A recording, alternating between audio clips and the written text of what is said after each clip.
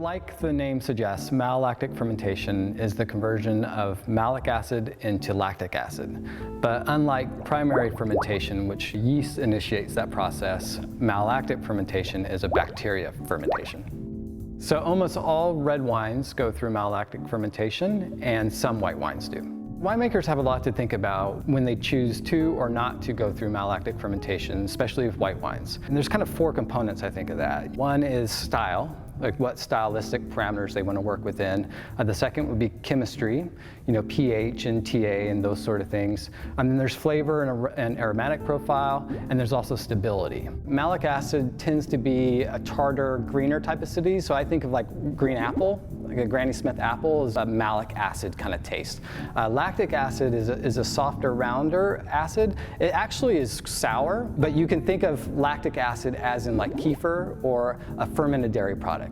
So there's several things that go on during malolactic fermentation. One, the process creates CO2 in the wine, which also gives you some protection because you won't have any SO2 in the wine during that process.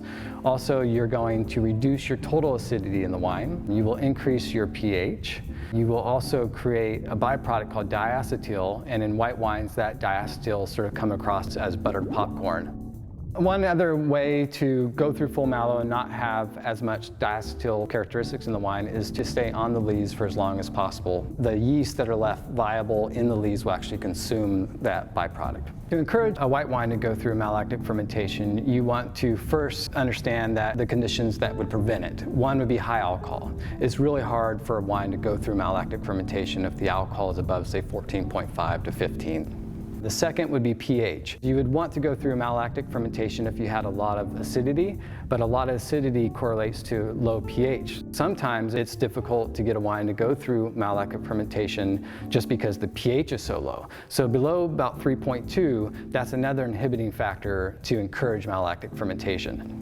The third key piece is temperature. Below about 55 degrees Fahrenheit, it's sort of inhibiting to malolactic fermentation as well.